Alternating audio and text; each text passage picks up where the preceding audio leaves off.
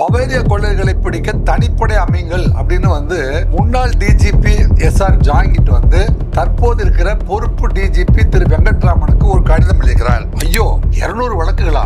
ஏன் 200 வழக்குகளான்னு பேசணும்னா, இந்த பவேரியா கொள்ளையர்கள் பண்ணக்கூடிய அட்டகாசம் அட்ராசிட்டி இருக்கு பாத்தீங்களா, அது என்னன்னா அதுக்கு பேரு மர்டர் ஃபார் கெயின். அப்ப சுதர்சனம் வீட்டுல தான் அவங்க கொள்ளையடிக்கிறாங்க. வர்றாரு சுதர்சனம், என்னை விட ஸ்ட்ராங்கா பெரிய ஆஜானு பாகுவான உடல் அமைப்பையும், எப்படியும் அவர் அவர் இருக்கிற உடல் அமைப்பை பார்த்தா நம்மளை தாக்கி அவர் நம்மளை மாட்டி விட்டுருவார் போல இருக்குது அப்படின்ட்டு அவன் செய்யறான்.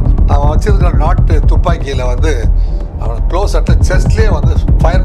அந்த அசைன்மெண்ட் எடுத்துட்டு இந்த ஒவ்வொரு சீன்லையும் கம்பேர் பண்ணி பார்க்கிற பொழுது அங்கங்கே கைரேகைகள் ஒரு சீனில் கிடச்சிது. இந்த கைரேகைகளை கம்பேர் பண்ணி பார்க்குற பொழுது இந்த சுதர்சனம் வீட்டில் பதிவு செய்யப்பட்டு எடுத்த கைரேகையும் ஸ்ரீபெரும்புதூர் அந்த சேலம் எம்எல்ஏ அந்த திமுக பிரமுகருடைய வீடுகளில் கிடைச்ச கைரேகையும் ஒத்து போயிருந்தது.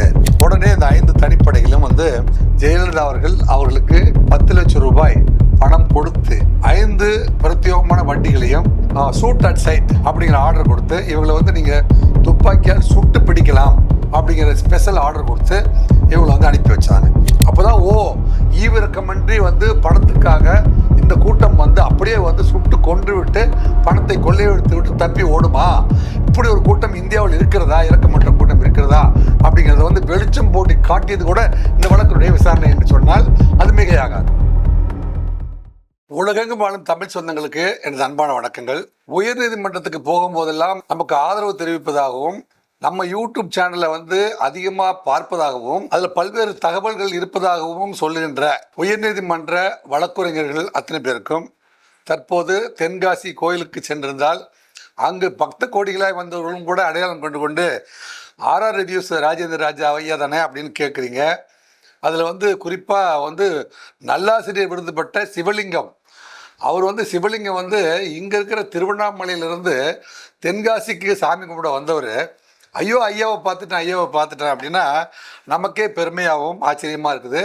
நம்ம போட்ட அத்தனை வீடியோவையும் அவர் தொடர்ந்து பார்த்துருக்காரு. ஒவ்வொரு வீடியோவிலையும் என்ன சிறப்பு பதிவுகள் இருந்ததுங்கிறதெல்லாம் அவர் தெரிவிக்கிறார். கோயில் வாசல்ல இருந்து ஓய்வு பெற்ற பேராசிரியர் சிவலிங்கம் நமக்கு கொடுத்த ஆறுதல் வார்த்தைகள் நம்மளையும் நம்ம கூட வந்தவங்க அத்தனை பேரையுமே பெரிய மகிழ்ச்சிக்கு உள்ளாக்கியது. எனவே அன்பார்ந்த நேயர்கள் அத்தனை பேருக்கும், கிட்டத்தட்ட 16 to 17 லட்சம் பேர் பார்க்குறீங்க, 9500 பேர் சப்ஸ்கிரைப் பண்ணியிருக்கீங்க.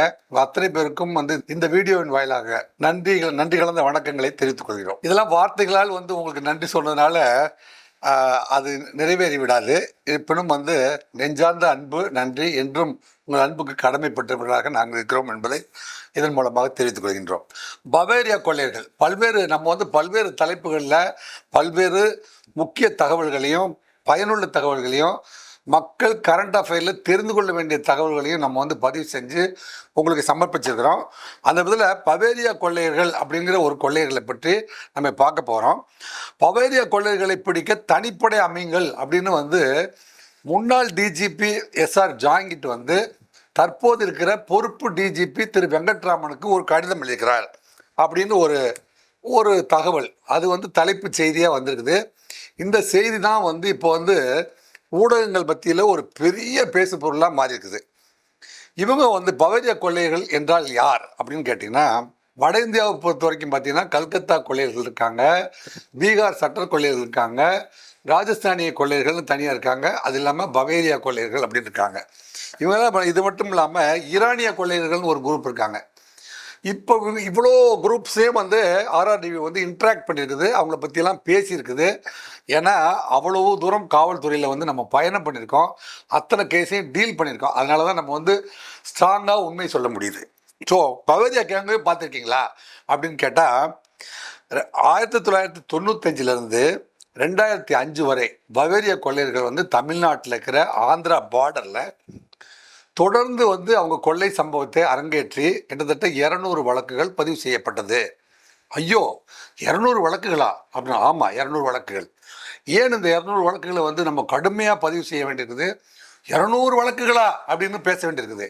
ஏன் 200 வழக்குகளான்னு பேசுகிறோம்னா, இந்த பவேரியா கொள்ளையர்கள் பண்ணக்கூடிய அட்டகாசம் அட்ராசிட்டி இருக்குது பார்த்தீங்களா, அது என்னன்னா அதுக்கு பேர் மர்டர் ஃபார் கெயின்.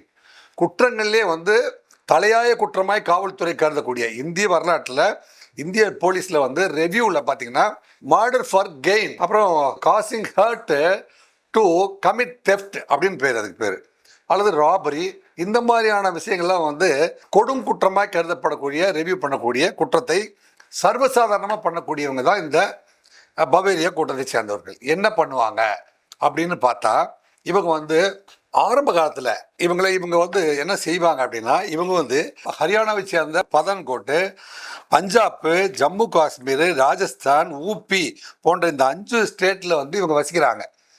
இவங்க வந்து இந்த 5 ஸ்டேட்ல இருந்து லாரி டிரைவர்களாகவும் துணி வியாபாரம் பண்ணுறவங்களாகவும் தமிழ்நாட்டுக்குள்ளே வந்துட்டு, தமிழ்நாட்டில் வந்து கண்டெய்னர் லாரியை ஓட்டிட்டு வந்து நாங்கள் வந்து ஒரு லோடை இறக்கிட்டோம், இன்னொரு லோடுக்காக காத்துட்ருக்குறோம், புரோக்கர் ஆஃபீஸ்லேருந்து லோடு கொடுத்தோடனே நாங்கள் ராஜஸ்தானுக்கு கிளம்பிடுவோம் அப்படிங்கிற பாணியில் ஏற்கனவே வந்து வியாபாரத்துக்காக அல்லது பெட்ஷீட் வியாபாரம், பொம்மை வியாபாரம் மற்றும் வந்து மருந்து வியாபாரம், நாட்டு மருந்து வியாபாரம் போன்ற கேமஃப்ளாஜ் பண்ணிட்டு இவங்க குரூப்பை சேர்ந்தவங்க வந்து ஏற்கனவே வந்து இந்த பார்டரில் வந்து யாரெல்லாம் வந்து பணக்காரர்களாக வந்து தனிமைப்படுத்தப்பட்ட வீடுகளாக இருக்குது, விஐபியாக இருக்கார், அவர் வந்து பணக்காரராக இருக்கார், அவங்க வீட்டு பெண்கள்லாம் வந்து நிறைய நகை போட்டுட்டு வெளியே போயிட்டு வர்றாங்க அப்படிங்கிற அளவுக்கு சர்வே பண்ணி அந்தந்த இடத்த கொடுப்பாங்க. அப்படி சர்வே பண்ணின இடங்கள்ல இவங்க வந்து லாரியை வந்து ஒரு 1/2 கிலோமீட்டர் டிஸ்டன்ஸில் பார்க் பண்ணிவிட்டு இவங்க வந்து என்ன செய்வாங்க, அந்த பர்டிகுலர் வீடை குறிவைத்து ஒரு குறிப்பிட்ட நாளில் வந்து நடுநிசையில் ராத்திரி 12 மணி போல் வந்து உள்ளே நுழைந்து அந்த வீட்டினுடைய ஆண்கள் யார் வந்து பலசாலியாக இருக்காங்க அவங்கள வந்து பலமான ஆயுதங்களை வச்சு தாக்கிடுவாங்க. இதுக்கானே வந்து அவங்க வந்து பிரத்யோகமாக வந்து தாக்குதலுக்குன்னு அவங்களே தயார் பண்ண ஆயுதங்களை கொண்டு வந்து நாட்டு துப்பாக்கிகளை கொண்டு வந்துட்டு 14 அல்லது 15 பேர் கொண்ட கூட்டம் வந்து வீட்டை சுற்றி வந்து செக்யூரிட்டி கார்டு மாதிரி நின்றுட்டு யாரும் உள்ளேயும் போக முடியாது, வெளியும் போக முடியாது. உள்ளே நனைஞ்ச உடனே வந்து அந்த வீட்டினுடைய ஆண்மகனை வந்து தாக்கிட்டு அல்லது வந்து அந்த வீட்டில் வந்து மூத்தவர்கள் யார் இருக்காங்களோ ஒரே அடி அல்லது கடுமையாக தாக்கி அவங்க வந்து இருக்கும்போது மீதி இருக்கிற மெம்பர்ஸ் எல்லாம் என்ன செய்வாங்க, ஓ அவரவே அடிச்சிட்டாங்க அப்படின்னா நம்மளும் பேசுனா நம்மளே அடித்து கொண்டு வருவாங்க அப்படின்ட்டு அமைதியாக இருப்பாங்க. அந்த சமயத்தில் அந்த வீட்டில் இருக்கிற நகை பணம் அத்தனையுமே வந்து கொள்ளையடிச்சிட்டு கன நேரத்தில் வந்து அந்த இடத்த விட்டு அவங்க வந்து மறைஞ்சிருவாங்க. இவங்ககிட்ட இருந்து திருட்டு பொருளை திருப்பி வாங்கவே முடியாது. ஏன்னா அவங்க திருடின பொருட்களை வந்து உடனடியாக தனியாக ஒரு ஆள் போட்டு அவங்க கொடுத்து அனுப்பிச்சிடுவாங்க. இங்கே நம்ம பிடிச்சா கூட அவங்ககிட்ட வந்து பொருள் இருக்குது, நாங்கள் வந்து இன்னசென்ட்டுங்க, எங்களுக்கு ஒன்றுமே தெரியாது அப்படின்னு நடிப்பாங்க. கிட்டத்தட்ட உண்மையவே சொல்ல மாட்டாங்க, பொய் சொல்லிகிட்டே இருப்பாங்க. அப்பேற்பட்ட கடுமையான குற்றவாளிகள் தான் பவேரிய கொள்ளையர்கள். சரி, பவேரியா அப்படிங்கிற பேர் உங்களுக்கு எப்படி வந்துச்சு அப்படின்னு கேட்டால், வாட் இஸ் பவேரியா அப்படின்னு கேட்டால், சங்க காலத்துலேருந்து நம்ம இந்தியாவில் பார்த்திங்கன்னா பல்வேறு இடங்களில் வந்து நம்ம வந்து நில வகைப்பாடில் பார்த்திங்கன்னா குறிஞ்சி, முல்லை, மருதம், நெய்தல் அப்படின்னு 4 நிலத்தை சேர்ந்தவர்கள் 4 தொழிலை செய்வார்கள். பாலை நிலம் அப்படிங்கிற 5வது நிலத்தை சேர்ந்தவர்கள் வந்து இந்த 4 நிலத்தில் வாழ்கின்ற மக்களை கொள்ளையடிப்பதை வந்து தொழிலாக வைத்து கொண்டிருந்தார்கள். அவர்கள் தான் வந்து இந்த பாலை நிலத்தை சேர்ந்தவர்கள் அப்படி சொல்கிறாங்க. அந்த பாலை நிலத்தை சேர்ந்த இவர்கள் வந்து ஒரு கருத்து, இவர்கள் பாலை நிலத்தை சேர்ந்தவர்கள் அப்படின்னு ஒரு கருத்து நிலவுகிறது. இந்த பவேரிய கொலைகளை பொறுத்த வரைக்கும் பார்த்திங்கன்னா இவங்க வந்து ரஜபுத்திரர்கள் அப்படின்னு ராஜஸ்தானை சேர்ந்த ஆரம்பத்தில் ராஜஸ்தானை சேர்ந்த ரஜபுத்திரர்கள், ராஜ்புத் என்று சொல்லக்கூடிய சமூகத்தை சேர்ந்தவர்களாக முன்னோர்களாக இருந்திருக்கிறார்கள். அதன் பிறகு அந்நிய படையெடுப்பின் போது இவர்கள் வந்து காடுகளில் வாழ ஆரம்பித்திருக்கிறார்கள். அந்த காடுகளில் வாழுகின்ற போது இவங்க என்ன செய்வாங்க, பவார் அப்படின்னா சிங்கம், புலி போன்ற மிருகங்களை வேட்டையாடுறதுக்கு கயிறு வந்து கன்னி பொறி வைக்கிறதுன்னு பேர், அதுக்கு பேர். அந்த மாதிரி வந்து பொறி வைத்து புலியுடைய தோல் பார்த்திங்கன்னா பல்வேறு இடங்களில் வந்து சுவாமிஜி மற்றும் வந்து பெரிய பெரிய ஆட்கள்லாம் வந்து சேரில் வந்து புலித்தோல் வந்து காயமே அடையாமல் முழு புலித்தோலை வந்து விரித்து போட்டு அதில் வந்து உட்காந்தா அவர் வந்து தான் பிக் பாஸ் அப்படிங்கிற ஐடென்டிட்டியோட வந்து வட இந்தியாவிலையும் மற்றும் திரைப்படங்களில் நாடகங்களில் அந்த பிக் பாஸ் அப்படின்னா அவர் வந்து புலித்தோல் சிங்கத்தோலை போட்டிருக்கணும் அப்படிங்கிற ஐதீகத்தை வந்து உணர்ந்தவங்களா இருக்காங்க. எனவே இவங்க என்ன செய்வாங்கன்னா காடுகளுக்குள்ளே வந்து தனியாக போய் கயிறுகளை வந்து கண்ணி வைப்பது போல் கட்டி வந்து அந்த மிருகங்கள் வருகிற வழியில் வந்து அதுக்கு தெரியாத உருவனான் சுருக்குன்னு சொல்லுவாங்க. அந்த சுருக்கு கயிற்றை வந்து மாற்றி வைத்து விட்டு காட்டில் வந்து 5 பேர் அல்லது 8 பேர் சேர்ந்த குழு வந்து மிருகங்களுக்கே தெரியாமல் வந்து மறந்திருப்பார்கள். அந்த மிருகம் வந்து கரெக்டாக அந்த கன்னி கயிற்றில் அந்த போகிற வழியை பார்த்து வச்சுருவோம். அதுக்குள்ளே நுழைஞ்ச உடனே மிருகம் மாட்டிக்கும். அப்படியே வந்து 5 பேர் சேர்ந்து அமுக்கி அந்த தோலை வந்து முழுமையாக வந்து காயப்படாமல் உரித்து அதை சீனா போன்ற நாடுகளுக்கும் இல்லைங்க கம்போடியா போன்ற நாடுகளுக்கும் ஏற்றுமதி செய்து வியாபாரம் செய்கின்ற தொழிலை அதில் கொள்ளை லாபம் ஏற்படுகின்ற அளவிற்கு இவங்க வந்து வருமானத்தை சம்பாதித்து வாழ்வியலை அமைத்து கொண்டிருக்கிறார்கள். அப்படின்னா பாருங்களேன், அந்த பவார் அப்படிங்கிற கயிறை வந்து பயன்படுத்தி வேட்டையாடும் தொழிலை செய்வதால் நம்ம எப்படி வந்து கரூராறு திருச்சியாறு அப்படின்னு சொல்கிறோமோ அதனால் வந்து இவர் வந்து பவார் பயன்படுத்தினால பவாரியார் அப்படின்னு சொல்லிட்டு இவங்களை சொல்கிறாங்க. இதுதான் இந்த பவாரியாங்கிற பேர் வந்து இவங்களுக்கு வந்ததுக்கான அடிப்படை. ஆக அடிப்படையில் ராஜஸ்தானியை சேர்ந்தவராக இருந்தாலும் ரஜபுத்திரர்களை சேர்ந்தாலும் இந்த கயிறை பயன்படுத்தி இவங்க வந்து இந்த மாதிரியான வேட்டை தொழில் செஞ்சதுனால பின்னாடி வேட்டையர்களாய் மாறினார்கள். வேட்டை தொழில் வந்து அவங்க கிடைக்காம இருந்த போதும் ஃபாரஸ்ட் டிபார்ட்மெண்ட் போன்றவங்கலாம் ஏற்பாடு பண்ணும் போதும் இவங்களை வந்து 1881 வந்து இவங்க வந்து கிரிமினல் ட்ரைப்ஸ் அப்படின்னு ஆங்கிலேயர்கள் வந்து சமூக வகைப்பாடுகள் செய்கிற போது இவங்களை கிரிமினல் ட்ரைப்ஸாக வந்து வேட்டை ஆடும் இனத்தை சேர்ந்த கிரிமினல் ட்ரைப்ஸ் அப்படின்னு வந்து இவங்களை வகைப்படுத்தியிருக்காங்க. ஆக அப்படி வகைப்படுத்துகிற போது இவங்களை வந்து தொடர்ந்து ஆங்கிலேயர்கள் வந்து அவங்க ஆட்சி காலத்தில் கண்காணிச்சிருக்காங்க. சுதந்திரம் வாங்கினதுக்கு அப்புறம் அபாலிசேஷன் ஆஃப் இந்த கிரிமினல் ட்ரைப்ஸ் ஆக்ட் வந்ததுக்கப்புறம் இவங்க சுதந்திரமாக்கப்பட்டாங்க. அந்த மாதிரி காவல் நிலையத்தில் வந்து கண்காணிக்கிறது வந்து நிறுத்தப்பட்டது. அதன் பிறகு இவங்க வந்து என்ன செஞ்சுருக்காங்க, மாற்று தொழிலை கற்றுக்கலாம் அப்படிங்கிறதுக்காக இவங்க வந்து டிரைவர் தொழிலை கற்றுக்கிட்டு துணி வியாபாரத்தை கற்றுக்கிட்டு பொம்மை வியாபாரத்தை கற்றுக்கிட்டு நாடு முழுவதும் வரலானார்கள். இருந்தாலும் இவங்களுக்கு வந்து பரம்பரையாக வந்து வழிப்போக்கர்களை கொள்ளையடித்து பழக்கப்பட்டு அல்லது இது போன்ற கொள்ளை தொழில்களில் வந்து ஈடுபட்டு பழகி போனதுனால இவங்களுக்கு வந்து திருடுறதை வந்து மறக்கவே முடியல. வேறு தொழில் வந்து துணை தொழிலெலாம் வந்து தொடங்கியிருந்த போதிலும் திருட்டு வந்து பரம்பரையாக செஞ்சு கொண்டதுனால அவங்களால திருட்டை மறக்க முடியாமல் திருட்டை ஈஸியாக செய்யக்கூடிய திருடு வந்து அவங்களுக்கு கை வந்த கலையாக இருக்கும். அவங்க சம்பவ இடத்துக்கு போன உடனே அந்த வீட்டினுடைய முதன்மை மனிதனை வந்து தாக்கிட்டு அந்த அந்த வீடவே ஸ்தம்பிச்சு வச்சுட்டு அந்த வந்து டேக் ஓவர் பண்ணிடுவாங்க. அந்த வீடு அவங்க சொல்கிறபடி நடக்கிற மாதிரி பண்ணிடுவாங்க. இந்த பார்டரில் இருக்கிற வீடுகளை இந்த மாதிரி இவங்க வந்து குறி வச்சு இவங்க தாக்குற பொழுது பார்த்தீங்கன்னா சேலம் மாவட்டத்தில் வந்து காங்கிரஸ் செயற்குழு தலைவர் திரு தாளமுத்து நடராஜன் அப்படிங்கிறவர் அடித்து பெரும் கொள்ளையடிக்கிறாங்க. திமுக அரசியல்வாதி கஜேந்திரன் அப்படிங்கிறவர் வந்து அடித்து கொள்ளையடிக்கிறாங்க. இங்கே ஸ்ரீபெரும்புதூரில் வந்து ஒரு வீட்டில் போய் கொள்ளையடிக்கும் போது ஒரு +2 படிக்கிற பொண்ணு வந்து அவங்கள தடுக்க போனபோது அந்த பொண்ணை கண்ணா பின்னான்னு வந்து தாக்கி வந்து கடுமையாக தாக்கியிருக்காங்க. அதை கேட்க போன அவங்க பெற்றோர்களையும் வந்து சீரியஸான முறையில் தாக்கி அவங்கள வந்து காயப்படுத்திட்டு அந்த வீடு கொள்ளையடிச்சாங்க. இப்படி வந்து கிட்டத்தட்ட நம்ம பகுதியில் வந்து 25 இடங்களை வந்து இந்த சென்னையிலிருந்து வேலூர் வரைக்கும் இருக்கிற இந்த பார்டரில் 25 வழக்குகளை வந்து சக்ஸஸ்ஃபுல்லாக பண்ணிட்டாங்க. 25 வழக்குகளையும் எந்த மாதிரியான குற்றவாளிகள் இந்த மாதிரி செய்கிறாங்களே அப்படின்ட்டு வந்து நம்ம நாட்டில் நம்ம பார்டரில் இருக்கிற ஆந்திர பிரதேஷ், கர்நாடகா மற்றும் தமிழ்நாட்டில் இருக்கிற குற்றவாளிகளை மட்டுமே வச்சு கம்பேர் பண்ணி பிடிச்சி பார்த்தா எங்கேயுமே டேலி ஆகாத ஒரு சூழ்நிலை. ஸோ அப்போ தான் வந்து என்ன செய்கிறாங்கன்னா 8/9/8/9 அப்படின்னா 8ஆம் தேதி இரவு 9ஆம் தேதி அதிகாலை இதில் வந்து 2025ஆம் ஆண்டு நம்ம இங்கேருந்து சென்னையிலேருந்து கும்முடி பூண்டி போகிற வழியில் ஜனப்பசத்திரம் கூட்டுரோடு அப்படின்னு சொல்லிட்டு இந்த சோழவரம் தாண்டோடனே ஜனப்பசத்திரம் கூட்டுரோடுங்கிற ஒரு இடம் இருக்குது. அந்த இடத்துலேருந்து லெஃப்டில் வந்து பெரியபாளையம் வழியாக ஊத்துக்கோட்டை ஆந்திராவுக்கு போகிற வழி. ஸோ இது வந்து ஒரு ஆந்திராவுக்கு லீடிங் ரோடு இருக்கிற ஒரு பகுதி. அதில் தானாகுப்பம் அப்படிங்கிற இடத்துல மஞ்சங்கரணை அப்படிங்கிற ஊருக்கு பக்கத்து ஊரில் வந்து சுதர்சனம் அவர் வந்து எக்ஸ் மினிஸ்டரு, ஏடிஎம்கேனுடைய எக்ஸ் மினிஸ்டர். அவர் 11 மாதம் வந்து பேக்வேர்ட் கம்யூனிட்டிக்கு மினிஸ்டராக இருக்கார். இவர் வந்து கமோர் நாயுடு சமூகத்தை சேர்ந்த மிகப்பெரிய விவசாய குடும்பத்தை சேர்ந்தவர். அந்த ஏரியாவிலேயே வந்து இவங்க குடும்பம் வந்து அரசியல் ரீதியாகவும் விவசாய ரீதியாகவும் வந்து ஒரு நன்மதிப்புமிக்க ஒரு குடும்பம். அதுக்கு முன்னாடி வந்து இங்கே பார்த்தீங்கன்னா ஆர்எம்கே கல்வி குடும்பத்தை சேர்ந்த திரு முனிரத்னம் அவர்கள் தான் வந்து அந்த ஏரியாவில் எம்எல்ஏ இருக்கார். அவர் கல்வி நிறுவனங்களை அதிகப்படுத்துறதுனால அவருடைய உறவினரான இந்த சுதர்சனம் அப்படிங்கிறவருக்கு அவங்க வந்து எம்எல்ஏ சீட்டு கொடுக்க அவர் ஜெயிச்சு மந்திரியாகி அதன் பிறகு எம்எல்ஏவாக தொடர்றார். இதுதான் வந்து சுதர்சனத்துடைய ஹிஸ்டரி. அப்போ சுதர்சனம் வீட்டில் தான் அவங்க கொள்ளையடிக்கிறாங்க.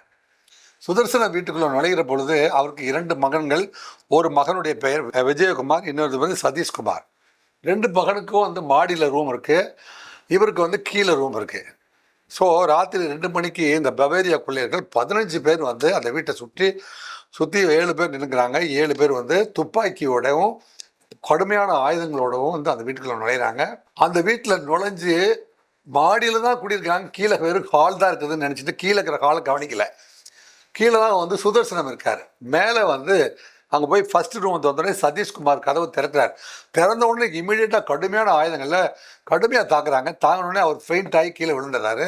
விழுந்தோடனே அவருடைய மனைவி செல்வி கீதா அவங்க வந்து தடுக்கவும் அதையும் தாண்டி அவங்க வந்து கிட்டத்தட்ட 65 சவரன் நகையை வந்து கொள்ளையடிக்கிறாங்க. அது பக்கத்து ரூமில் போய் வந்து தடுக்கலாம், பக்கத்து ரூமில் போய் திறந்துருந்தா அந்த ரூமில் தான் வந்து இப்போ எக்ஸ்எம்எல்ஏவாக இருக்கக்கூடிய விஜயகுமாருடைய ரூமு அடுத்த ரூம். அவர் வந்து அந்த ரூமை தடுக்கலான்னு போகும்போது சத்தம் கேட்டு என்னடா கொய்யவும் முறைன்னு வீட்டில் மாடியில் சத்தம் கேட்குதுன்ட்டு கீழே கிரவுண்ட் ஃப்ளோரில் ஹாலை திறந்து ஒரு அருவாளை எடுத்துகிட்டு யாரா என்னடா விஷயம் அப்படின்னு சொல்லிட்டு அவர் வந்து வர்றாரு. சுதர்சனம் என்னை விட ஸ்ட்ராங்காக பெரிய ஆஜானு பாகுவான உடல் அமைப்பையும் ரொம்ப பர்சனாலிட்டியான ஒரு பர்சன் அவர் வெறு உடம்போடு வந்து என்னடா அது வாங்கடா அப்படின்னு சொல்லிட்டு வந்த உடனே அந்த கூட்டத்தினுடைய தலைவர் அவனுக்கு என்ன செய்கிறாங்க, தரம் சிங் அப்படிங்கிற அவனுங்க என்ன செய்கிறான், கையில் வைத்திருந்த எப்படியும் அவர் வந்து அவர் இருக்கிற உடல் அமைப்பை பார்த்தா நம்மளை தாக்கி அவர் வந்து நம்மளை வந்து மாட்டி விட்டுருவார் போல இருக்குது அப்படின்ட்டு அவன் என்ன செய்கிறான், கையில் ஷார்ட் க்ளோஸ் சர்க்கிளில் வந்து அவன் வச்சிருக்கிற நாட்டு துப்பாக்கியில் வந்து அவன் க்ளோஸ் சர்க்கிள் செஸ்ட்லேயே வந்து ஃபயர் பண்ணிடுறான். ஃபயர் பண்ணால் ஷார்ட் டெட். க்ளோஸ் சர்க்கியூட்டில் ஷார்ட் பண்ணோடனே அவ்வளோ பெரிய உடல் பாகங்கள்லாம் வந்து சிதறி வெளியில் வந்து விழுந்துருச்சு. அந்த வீடெல்லாம் ரத்தம். ஏனென்றால் அந்த சம்பவத்துக்கு நான் வந்து விசாரணைக்கு போயிருந்தேன். அந்த வீடெல்லாம் வந்து அவ்வளோ பெரிய உடம்புல சிதறி கிடந்த ரத்தம் வந்து அவ்வளோ தூரம் ரத்தம். அப்படியே கீழே விழுந்துட்டாரு. சரிந்து விழுந்த உடனே வீடெல்லாம் வந்து துடிக்கிறாங்க. அவங்க வந்து அந்த ரூமுக்குள்ளே அவர் வைத்திருந்த பணம் அத்தனையுமே எடுத்துக்கொண்டு இந்த 14 பேரும் வந்து வயல் வழியாக போந்து அப்படியே ஓடிறாங்க. ஓடி போயிட்டு அவர்கள் ஏற்கனவே நிறுத்தி வைத்திருந்த 7 கண்டெய்னர் லாரிகளில் போய் அவங்க என்ன செய்கிறாங்க, ஆயுதங்கள் எல்லாம் ஒரு இடத்துல வந்து கொடுத்து அனுப்பிட்டு திருடின பொருட்களையும் வந்து ஊருக்கு கொடுத்து அனுப்பிச்சிட்டு ஒன்றும் தெரியாத மாதிரி சமையல் பண்ணிட்டு அங்கே தான் இருக்காங்க. இந்த போலீஸ்லாம் சுற்றி போகிறதெல்லாம் பார்க்குறாங்க. பார்த்துட்டு ஒன்றும் தெரியாத மாதிரி நாங்கள் வந்து இதில் வந்து ஒரு சரக்கு கொண்டு வந்திருக்கேன் சார், சரக்கு கொண்டு வந்து இறக்குனதுக்கான ரசீது இது தான், ட்ரிப் ஷீட் இது தான். எங்களுக்கு வந்து புரோக்கர் ஆஃபீஸில் எங்களுக்கு மறுபடியும் லோடு கொடுத்தோடனே லோடு வந்து கிடச்ச உடனே எங்களுக்கு தகவல் சொல்லுவாங்க, நாங்கள் லோடை ஏற்றிட்டு கிளம்பிடுவோம். அதுக்காக தான் வெயிட் பண்ணுறோன்னு சொன்னால் போலீஸ் யாருக்குமே இவங்க மேலே சந்தேகம் வரவில்லை. எனவே வந்து போலீஸ்லாம் அசந்து போனதுக்கு அப்புறம் பொறுமையாக வந்து இவங்க 7 கண்டெய்னர் எடுத்துகிட்டு ஊருக்கு போயிட்டாங்க. இப்படி ஊருக்கு போகிற பொழுது இந்த கேஸ் வந்து முதலமைச்சர் செல்வி ஜெயலலிதா அவங்களுடைய கவனத்துக்கு போகுது. ஏன்னா அவங்களுடைய அரசாட்சியில் இல்லை அவங்களுடைய ஆட்சியில் அவர்கிட்ட அமைச்சராக இருந்த ஒரு முன்னாள் அமைச்சர் போட்டு ஒரு எதிர்கட்சிகள்லாம் வந்து பெரிய லெவலில் கூக்குரலிட ஆரம்பிச்சிட்டாங்க. எனவே வந்து செல்வி ஜெயலலிதா அவர்கள் அவங்க குடும்பத்தை போய் நேராக பார்த்து ஆறுதல் சொன்னாங்க. இதை வந்து எப்படியாவது இந்த வழக்கை வந்து, ஏன்னா நம்ம அமைச்சரவையில் இருந்த முன்னாள் அமைச்சர் இந்நாள் எம்எல்ஏவுக்கு இப்படி ஒரு நிலை நடந்து போச்சு, அந்த குடும்பத்தை எப்படியாவது காப்பாற்றலான்னு அதே குடும்பத்தை சேர்ந்த விஜயகுமாருக்கு வந்து பை எலெக்ஷனில் சீட்டு கொடுத்து அவரை எம்எல்ஏவும் ஆக்கிட்டாங்க. அவருடைய மகனை எம்எல்ஏ ஆக்கினாங்க. அதே சமயத்தில் இதில் வந்து எஸ்ஆர் ஜாங்கிட்டுடைய தலைமையில் 5 தனிப்படைகளை அமைச்சாங்க. ஜாங்கிட் வந்து அவங்களுடைய தலைமையில் வந்து 5 டீமை எடுத்துக்கிட்டு போய் அந்த அந்த அந்த வயலெல்லாம் சுற்றி பார்க்குற போது அந்த வயலில் ராஜஸ்தானை சேர்ந்தவர்கள் அணிகின்ற அந்த பெரிய செருப்பு, அந்த வகையான செருப்பு 2 இந்த போகிற வழியில் வந்து கிடந்ததை கண்டுபிடிச்சாங்க. அப்போ இவங்க வட இந்தியாவை சேர்ந்தவங்க, பிரத்யோகமாக வட இந்தியா ராஜஸ்தான் கொள்ளையர்கள் இங்கே வந்திருக்கிறாங்க அப்படின்னு வந்து சந்தேகம் போலீஸ்க்கு வந்துச்சு. அந்த நோக்கத்தில் வந்து பண்ணிட்டு இருக்கும் பொழுதே இந்த 25 வழக்குகளை வந்து செலக்ட் பண்ணாங்க. இந்த மெட்ராஸ் ஜூரிஸ்டிக்ஷனில் ஸ்பெஷல் பார்ட்டியை போட்டு 25 வழக்குகளை நீங்கள் பொறுப்பெடுத்துங்க. அதுக்கப்புறம் வந்து கோயம்புத்தூர் டிவிஷனில் நடந்தது, ஈரோட்டில் நடந்துக்கலாம், அவங்க ஒரு டீம் போட்டு அவங்க நடத்தட்டும் அப்படிங்கிற மாதிரி ஒரு அசைன்மெண்ட் கொடுக்கப்பட்டது. அந்த அசைன்மெண்ட்டை எடுத்துகிட்டு இந்த ஒவ்வொரு சீன்லேயும் வந்து கம்பேர் பண்ணி பார்க்குற பொழுது அங்கங்கே கைரேகைகள் வந்து ஒரு சீனில் கிடச்சிது. இந்த கைரேகைகளை கம்பேர் பண்ணி பார்க்குற பொழுது இந்த சுதர்சனம் வீட்டில் பதிவு செய்யப்பட்டு எடுத்த கைரேகையும் ஸ்ரீபெரும்புதூர் அந்த சேலம் எம்எல்ஏ அந்த திமுக பிரமுகருடைய வீடுகளில் கிடைச்ச கைரேகையும் ஒத்து போயிருந்தது. அப்போ ஒரே டீம் தான் செய்கிறாங்க அப்படிங்கிறத வச்சுட்டு தமிழ்நாட்டில் இருக்கிற எஸ்சிஆர்பியில் டேலி ஆகலைங்கிறனால அதை வந்து வட இந்தியாவில் பார்டர் டிஸ்ட்ரிக்டில் இருக்கிற பார்டர் ஸ்டேட்டு மற்றும் வந்து national NCRB national crime record பியூரோவும் கொடுத்து செக் பண்ணும்போது இது வந்து பவேரியா கொள்ளை கூட்டத்தை சேர்ந்த எக்ஸ்கான்விக்ட்களுடைய கைரேகையோட இது ஒத்து போயிருக்கிறது அப்படிங்கிறத வந்து கண்டுபிடிச்சி, ஓ இந்த டீம் தான் இங்கே வந்திருக்குது அப்படிங்கிறத கண்டுபிடிச்சிட்டு உடனே இந்த 5 தனிப்படைகளும் வந்து ஜெயலலிதா அவர்களுக்கு 10 லட்சம் ரூபாய் பணம் கொடுத்து, செலவுக்கு பணம் கொடுத்து 5 பிரத்யேகமான வண்டிகளையும் ஷூட் அட் சைட் அப்படிங்கிற ஆர்டர் கொடுத்து, இவங்களை வந்து நீங்கள் துப்பாக்கியால் சுட்டு பிடிக்கலாம் அப்படிங்கிற ஸ்பெஷல் ஆர்டர் கொடுத்து இவங்களை வந்து அனுப்பி வச்சாங்க. அப்படி அனுப்பி வைக்கும்போது தான் இவங்க வந்து போகிறாங்க. போயிட்டு வந்து உத்தரப்பிரதேச மாநிலத்தில் போய் தொடங்குறாங்க. அவங்க வந்து அங்கெல்லாம் கேம்ப் போட்டு அதிகமாக வந்து ஆப்ரேட் பண்ணியிருக்காங்க. அதிகமாக வழக்குகள் பதிவாகிருக்கிறது உத்தரப்பிரதேசத்தில் அப்படின்னு தெரிய வருது. உத்தரப்பிரதேசத்தில் போய் ஒரு கூட்டத்தை சுற்றி வளைக்கிற பொழுது அதில் 4 பேர் வந்து எதிர்த்தாக்குதல் நடத்துகிறாங்க. 2 குற்றவாளிகளை நேரடியாக நம்ம தமிழ்நாட்டு காவல்துறை என்கவுண்டர் பண்ணி சுட்டு பிடித்தார்கள். அதில் 2 பேர் மரணம் அடைந்தார்கள், 2 பேர் எஸ்கேப் ஆயிட்டாங்க. அதில் கிடைச்ச ஆட்களை வச்சுட்டு அதன் பிறகு தொடர்ச்சியாக போய் என்ன செஞ்சாங்க, ராஜஸ்தானில் பவேரியா கொள்ளை கூட்டத்தினுடைய தலைவனுடைய உத்தரவின் பேரில் எப்படிலாம் இவங்க இயங்குறாங்க அப்படிங்கிறதையெல்லாம் வந்து பெரிய ஸ்டடி பண்ணி கிட்டத்தட்ட 14 பேரை கைது பண்ணாங்க. இந்த வழக்கில் வந்து 16 பேரை கைது பண்ணாங்க. வழக்கில் இருக்கிற எதிரிகளை கைது செய்யப்பட்டது எவ்வளவு சிரமப்பட்டார்கள் அப்படிங்கிறது தான் வந்து நீங்கள் வந்து ஒரு திரைப்படமாக வந்து தமிழ்நாட்டில் எடுத்தாங்க. அதுதான் தீரன் அதிகாரம் அப்படிங்கிற சினிமா. வந்து இந்த தமிழ்நாடு போலீஸ் எப்படி போய் இப்பேற்பட்ட ஒரு கொள்ளை கூட்டத்தை கிரிமினல் ட்ரைப்ஸாக வந்து மக்களின் உயிரை வந்து சிறிதும் பொருட்படுத்தாமல் காட்டுத்தனமாக சுட்டு வீழ்த்தி விட்டு பொருட்களை கொள்ளையடிக்கிற ஒரு கூட்டம் எப்படி வந்து என்ன மாதிரியான மனநிலையோடு திரிந்து கொண்டிருக்கிறது அப்படிங்கிறத வந்து வெளிப்படுத்த வேண்டிய அவசியம் வந்ததுனால இந்த திரைப்படம் எடுக்கப்பட்டது. அப்போதான் ஈவிரக்கமின்றி வந்து பணத்துக்காக இந்த கூட்டம் வந்து அப்படியே வந்து சுட்டு கொன்று விட்டு பணத்தை கொள்ளையடித்து விட்டு தப்பி ஓடுமா, இப்படி ஒரு கூட்டம் இந்தியாவில் இருக்கிறதா, இறக்கமற்ற கூட்டம் இருக்கிறதா அப்படிங்கிறத வந்து வெளிச்சம் போட்டு காட்டியது கூட இந்த வழக்குடைய விசாரணை என்று சொன்னால் அது மிகையாகாது. அப்பேற்பட்ட நேரத்தில் இந்த 14 பேரை வந்து கைது செய்து இவங்களை வந்து பொன்னேரி நீதிமன்றத்தின் மூலமாக பொன்னேரி சப்ஜெயிலில் தான் வந்து அவங்க அடைச்சாங்க. அப்புறம் வந்து டிஸ்ட்ரிக்ட் கோர்ட் திருவள்ளூரில் இவங்க மீது வந்து ட்ரையல் நடந்துச்சு. ட்ரையல் நடந்தபோது இவங்களுக்கு வந்து தூக்கு தண்டனை விதிக்கிறாங்க. தூக்கு தண்டனை விதிச்சா இவங்களுக்கும் வந்து ரொம்ப நல்ல மனசு படுத்த, உயர்ந்த மனது படுத்த வழக்குரைஞர்கள் நிறைய பேர் இவங்களுக்கு இருக்கிறாங்க. அந்த வக்கீல்கள் வந்து அவர்கள் வந்து சுட்டு கொள்வார்கள், இருந்தாலும் வந்து மனித உரிமை அடிப்படையில் தான் இவங்களை வந்து நீங்கள் வந்து தண்டிக்கணும், இவங்களுக்கு கொடுத்த தண்டனை மிகவும் அதிகம் அப்படின்னு வாதாடுறதுக்கு இந்த நாட்டில் வழக்கறிஞர்கள் இருக்கிறார்கள். வாதாடி என்ன செய்கிறாங்க, உயர்நீதிமன்றத்துக்கு போய் பொருட்செலவு செய்து அதை வந்து ஆயுள் தண்டனையாக குறைக்கிறாங்க. அந்த ஆயுள் தண்டனையாக குறைக்கிற போது அதில் வந்து 3 பேர் மட்டும், இப்போ வந்து 3 பேர் வந்து ஆயுள் தண்டனையும் மற்றவர்களுக்கான தண்டனை வந்து குறைவாகவும் இருக்கிறது. அப்போ வந்து 4 பேருக்கு மட்டும் ஆயுள் தண்டனை, இதில் மெயின் அக்யூஸாக இருந்த 4 பேருக்கு தூக்கு தண்டனையும் மற்றவர்களுக்கு சிறை தண்டனையும் கொடுக்கப்பட்டது. இதில் வந்து ஜெகதீஷ், ராகேஷ், அசோக், ஓம் பிரகாஷ் என்கின்ற ஓமா அப்படிங்கிற இந்த 4 பேருக்குமே வந்து ஹைகோர்ட்டு வந்து விசாரித்த அப்பீலில் இவங்க 4 பேரையும் வந்து தூக்கு தண்டனை ஆயுள் தண்டனையாக மாற்றுச்சு. அந்த ஆயுள் தண்டனையாக மாற்றும் போது ஓம் பிரகாஷ் என்கின்ற ஓமா வேலூர் ஜெயிலில் இறந்து போயிட்டார். இப்போ இந்த 3 பேர் ஜெகதீஷ், ராகேஷ், அசோக் 3 பேர் தான் வந்து சிறையில் இருக்காங்க. மீதி 9 பேர் என்ன செஞ்சாங்க, 9 பேர் வந்து இவங்க வந்து ட்ரையல் நடந்து கொண்டே இருக்கிறது, நீதிமன்றம் விசாரித்து கொண்டே இருக்கிறது, நீதிமன்றம் வந்து நீண்ட காலதாமதம் செய்வதால் நாங்கள் எங்கள் மனைவியெல்லாம் பார்க்க வேண்டியிருக்குது, எங்கள் வயதான தாய் தந்தையரை பார்க்க வேண்டியிருக்குது அப்படியெல்லாம் வந்து காரணத்தை சொல்லி அவங்க வந்து பிணையில் சென்றாங்க, பெயிலில் போயிடுறாங்க. 9 பேர் பெயிலில் போயிடுறாங்க. வர்ற 24/11 அன்று வந்து தீர்ப்பு உயர்நீதிமன்றத்தில் ஸ்பெஷல் கோர்ட்டில் அது நடக்குது. அந்த தீர்ப்பு வந்து இப்போ வரும்போது போன வாரமே வந்து இவங்களெல்லாம் வந்து குற்றவாளிகள் அப்படின்னு தீர்மானிக்கப்பட்டு விட்டது.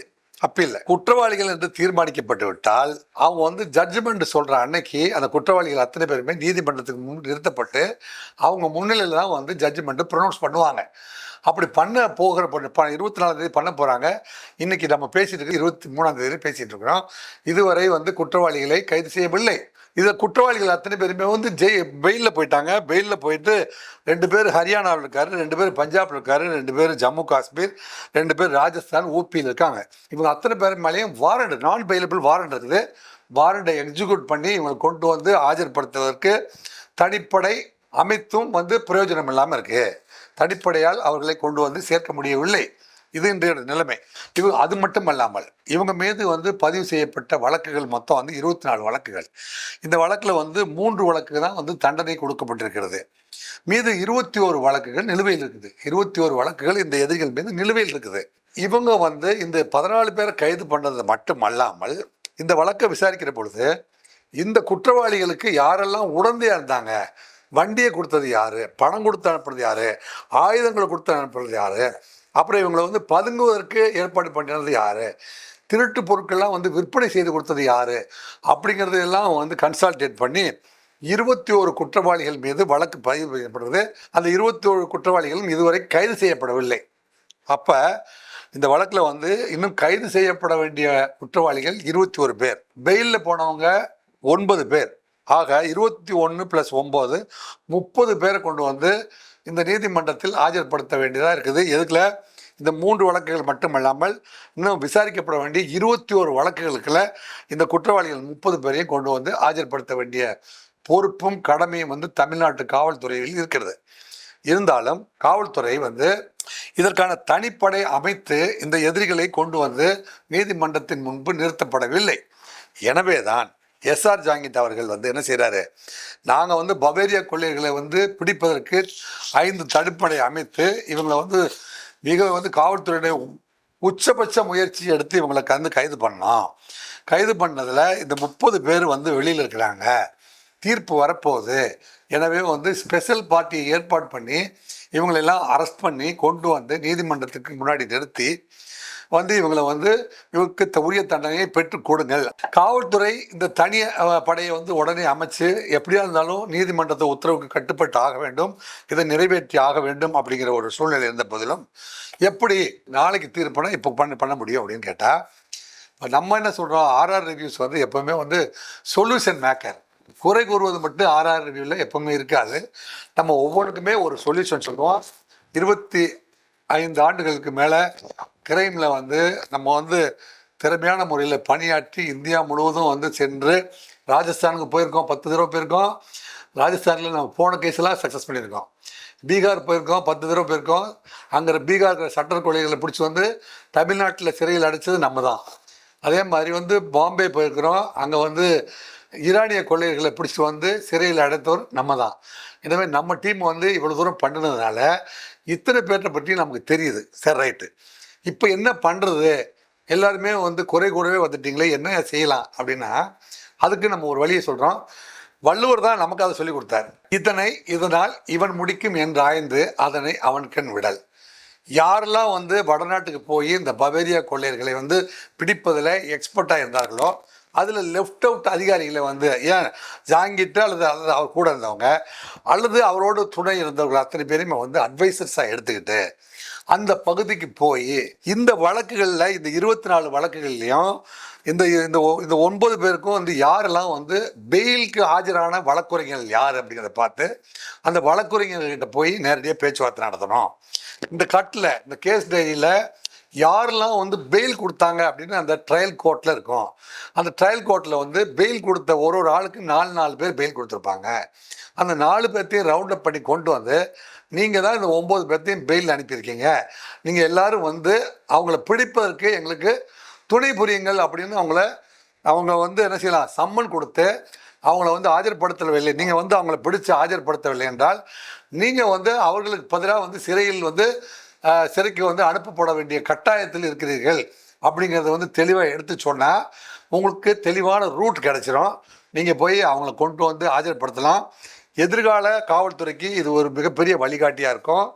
இல்லைன்னா தமிழ்நாட்டில் நீதிமன்றத்துக்கு முன்பு நீதிமன்றத்தினுடைய தீர்ப்பு வருகின்ற பொழுது காவல்துறையை சேர்ந்தவர்கள் குற்றவாளியை ஆஜர் செய்யவில்லை என்கின்ற ஒரு மிகப்பெரிய வரலாற்று குற்றம் இங்கே பதிவாகிவிடும் அப்படிங்கிறத வந்து எச்சரிக்கையாக இந்த சமூகத்துக்கு தெரிவித்துக் கொள்கின்றோம். இந்த பவேரியா கொள்ளைகளை பற்றி ஓரளவு உங்களுக்கு புரிஞ்சிச்சா அதனால இந்த இந்திக்காரவங்க வந்து உங்க ஊர் பக்கத்துல உங்க பார்டர்ல யாராவது சந்தேகப்படும் இருந்தா தேவையில்லாம அவங்ககிட்ட பேச்சு கொடுத்து தொடர்பு பண்ணி, அல்லது நீங்க சந்தேகப்பட்டா அவங்க வந்து லோக்கல் போலீஸ் ஸ்டேஷன் சொல்லி அவங்கள செக் பண்ண சொல்லி கேர்ஃபுல்லா இருங்க. அதனால தான் வந்து உண்மையை உறக்க சொல்வோம், உலகினை விழிக்க செய்வோம் அப்படின்னு ஆர்ஆர் ரிவ்யூஸ் வந்து அரும்பாடுபட்டு இந்த பவேரியா பிள்ளைகள் எந்தெந்த மாநிலத்தில் இருக்காங்க, அவங்க வந்து ரஜபுத்திர இனக்கத்தை சேர்ந்தவங்களா இருந்தாங்க, காடுகளில் போய் புலிகளை வேட்டையாடுவாங்க, நாட்டுக்குள்ளே வந்தால் மக்களையும் வேட்டையாடுவாங்க, ஈவிரக்கம் பண்ணி கொலை செய்வார்கள். அவங்க வந்து அடித்த பொருட்களை வந்து அட்ரஸே இல்லாத வந்து ஒரு ஆளை கொடுத்து திருட்டுத்தனமாக கொண்டு போயிடுவாங்க. இவங்ககிட்ட திருட்டு பொருளை ரெக்கவரியே பண்ண முடியாது. அப்படிதான் வந்து இந்த கும்மிடிப்பூண்டி எம்எல்ஏ அவர்கள் வீட்டில் 65 சவரன் மற்றும் நகைகள் காணாமல் போன போதிலும், இந்த 24 வழக்குகளில் இவர்கள் குற்றவாளியை கருதப்பட்ட போதிலும், இவங்க திருடின பொருட்கள்லாம் ரெக்கவரி பண்ணப்பட்டுச்சா இல்லையா, எத்தனை பர்சன்டேஜ் ரெக்கவரி பண்ணப்பட்டுச்சு அப்படிங்கிறதெல்லாம் வந்து மிகப்பெரிய கேள்விக்குறியாய் உள்ள இருக்குது. அத்தனை ரகசியத்தையும் நம்ம பேச வேண்டாம். குறைந்தபட்சம் அவங்களை கொண்டு வந்து நீதிமன்றத்துக்கு முன்னாடி நிறுத்தியாவது அதுக்கான தண்டனையை பெற்றுக் கொடுத்தால் எதிர்கால சமூகம் வந்து காவல்துறையை மெச்சும் அப்படின்னு நம்ம இது மூலமாக தெரிவிச்சுக்கிறோம். மீண்டும் அடுத்த ஒரு தலைப்பின் கீழ் சந்திக்கும் வரை உங்களிடமிருந்து விடைபெறுவது உங்கள் அன்பு சகோதரர் ராஜேந்திர ராஜா. நன்றி, வணக்கம்.